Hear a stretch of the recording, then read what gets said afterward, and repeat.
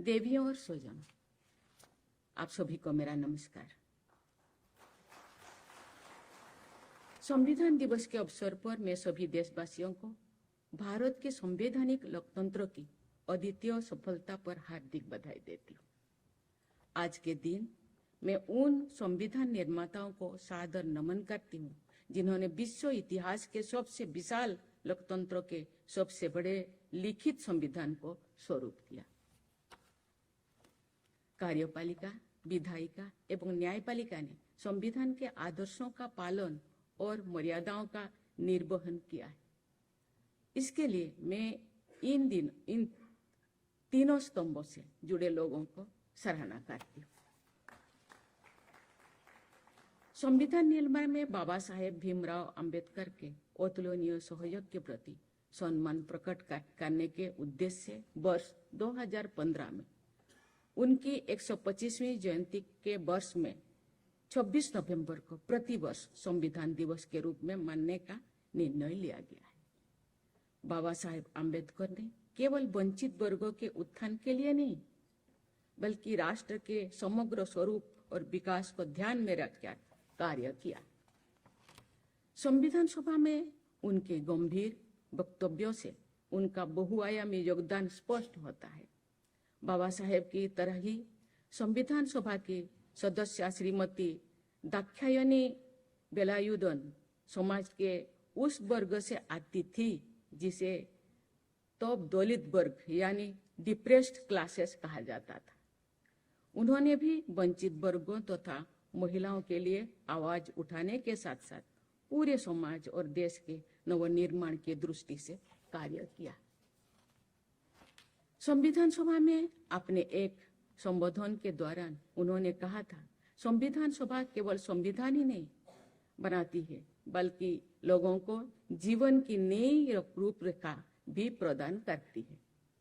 इससे स्पष्ट होता है कि संविधान सभा के सुविज्ञ महिला और पुरुष सदस्यों अपनी जिम्मेदारी और भूमिका को बहुत व्यापक परिदृश्य में देख रहे हैं। उनकी व्यापक दूरदृष्टि का लाभ हम सबको मिल रहा है तथा भारत की भावी पीढ़ियों भी लाभान्वित होते रहेंगे। हमारा संविधान हमारी जीवंत लोकतांत्रिक व्यवस्था का गतिशील आधार ग्रंथ है। संविधान निर्माताओं ने संविधान का संशोधन करने की संसद की शक्ति और उसके लिए समुचित प्रक्रिया का प्रावधान भी किया था। इस संविधान के आधार पर बदलते संदर्भों में सामाजिक, आर्थिक और राजनीतिक न्याय के आदर्शों को परिभाषित किया जाता रहा है। आप तो के 106 संविधान संशोधन में नवीनतम संशोधन के द्वारा नारी शक्ति बंधन अधिनियम जैसा सामाजिक और राजनीतिक न्याय की दिशा में ऐतिहासिक कदम उठाया गया है। ये अधिनियम संविधान सभा की उन 15 महिला सदस्यों के प्रति सच्ची श्रद्धांजलि भी है, जिन्होंने हमारी संसदीय प्रणाली में महिला सशक्तिकरण का सूत्रपात किया था। लेकिन आज भी हम लोगों का कदम पीछे है। हम लोगों को आगे बढ़ना होगा। आज बहुत सारे वक्ता ने महिलाओं के न्यायपालिका, विधायिका, कार्यपालिका प्रत्येक क्षेत्र में भाग लेने का जो संख्या को और भी बढ़ाना चाहिए। इसीलिए केवल जनता प्रयास करने से नहीं होगा, हम लोगों को मानसिकता को, माइंडसेट को भी बदलना होगा।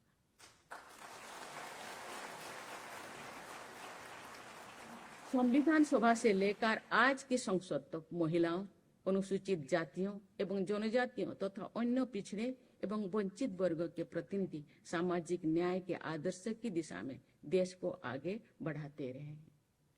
अनुसूचित और जनजाति क्षेत्र से जुड़े अध्याय हमारे संविधान की समावेशी और परिवर्तनकारी क्षमता के उल्लेखनीय उदाहरण है। संविधान के अनुरूप हमारे संवैधानिक संस्थानों में लोकतंत्र के विभिन्न स्तर सुनाई देती है। ये हमारी संवैधानिक व्यवस्था की बहुत बड़ी सफलता है। देवियों और स्वजनों, ये हमारे लिए राष्ट्रीय गौरव का विषय है कि हमारे देश की सामान्य जनता से लेकर विशेषज्ञों तक संविधान में सबकी आस्था दृढ़ से दृढ़ तक होती गई है। इस विषय पर संविधान में क्या कहा गया है? इस प्रश्नों का उत्तर किसी कार्य अथवा व्यवस्था के उचित होने की कसौटी बन गया है। भारत का संविधान हमारे राष्ट्रीय ग्रंथ है। संविधान के मूल्यों के अनुसार संस्थाओं और व्यक्तिगत जीवन को संचालित करना हमारे राष्ट्रीय धर्म है। मेरे पिता कहा करते थे, पता नहीं तुम क्या करोगे, क्या बनोगी, जो भी बनोगी, जब आगे बढ़ोगी बीच बीच में पीछे मुड़कर देख, आगे बढ़ना बहुत अच्छी बात है।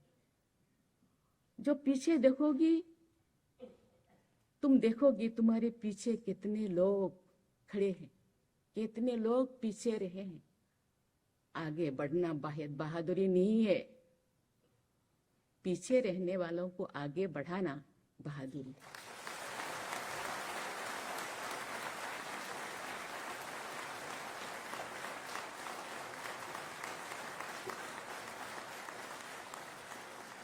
भारत के उच्चतम न्यायालय का आदर्श वाक्य है, जो तो धर्मस्ततो जय, अर्थात जहां धर्म है वहीं विजय है। इस आदर्श वाक्य का हमारे महान लोकतंत्र के संदर्भ में भावार्थ है, जहां संवैधानिक मूल्य है वही विजय है। संवैधानिक मूल्यों के निर्वहन करने को बाबा साहेब डॉक्टर भीमराव अंबेडकर ने कॉन्स्टिट्यूशनल मोरालिटी यानी संवैधानिक नैतिकता की संज्ञा दी थी। देवियों और स्वजनों, हमारे संविधान निर्माताओं ने राष्ट्र सर्वोपरि की भावना से ही संविधान सभा में विमर्श किया और अनुच्छेदों को अंतिम स्वरूप दिया। गंभीर चुनौतियों के बीच देश की एकता को स्थायी संवैधानिक आधार प्रदान करना हमारे संविधान निर्माताओं की प्राथमिकता थी। सरदार वल्लभ भाई पटेल ने हमारे राष्ट्र को वर्तमान स्वरूप प्रदान करने के साथ साथ संविधान के निर्माण में भी अग्रणी भूमिका निभाई। संविधान निर्माण में जन सामान्यों की भागीदारी से हमारी लोकतंत्र के आधार ग्रंथ के प्रति लोगों से और अधिक आस्था बनी। जैसे कि सभी जानते हैं, वर्ष 1949 में आज ही के दिन यानी 26 नवंबर को संविधान सभा के सदस्यों ने भारत के लोगों के प्रतिनिधि के रूप में हमारे संविधान को अपनाया और 24 साल के बाद हम संविधान दिवस के 100 साल मनाएंगे। अभी शायद 76 ईयर हुआ। हमें पीछे मुड़कर देखे, हम कितने आगे बढ़े हैं और कितने लोगों तक संविधान में लिखा हुआ इक्वालिटी, फ्रैटर्निटी, जो भी लिखा हुआ उन तक हम सब पहुंचाए। यदि नहीं पहुंचाए, 24 साल में पहुंचा पाएंगे? वो एक क्वेश्चन है। एक क्वेश्चन सबके लिए, केवल न्यायपालिका, विधायिका या कार्यपालिका के लिए नहीं, हम सब जनता के लिए भी है। इसीलिए आज से 24 साल के लिए 100 साल मनाने के लिए केवल उत्सव मनाना बहुत सहज होता है। कुछ लोगों को बुला मना लो, लेकिन उत्सव किसके लिए? उत्सव किन के लिए? हम किन पद पे हैं? हम उस लायक बने। उस दिन संविधान सभा के अध्यक्ष के रूप में डॉक्टर राजेंद्र प्रसाद ने संविधान निर्माण प्रक्रिया में सामान्य जनता की गहरी रुचि को रेखांकित किया था। आपने संबोधन में उन्होंने कहा था कि संविधान सभा की बैठकों के दौरान 53,000 लोगों ने विजिटर्स गैलरी से चर्चाएं को सुना। आज विजिटर्स गैलरी में कितने लोग हैं? हम लोगों के भाषण को सुनने के लिए केवल टीवी और मोबाइल ही जरिया है, लेकिन हम लोगों को पता चलना चाहिए कि कितने लोग हम लोगों के भाषण को सुन रहे, हम लोगों को देख रहे। संविधान सभा की बैठकें 11 सत्रों में संपन्न हुई थी। उनमें हो रही चर्चाओं पर समाचार पत्रों में विस्तृत विवरणी और वाद विवाद छपते थे। जनता से भी राय मांगी गई थी।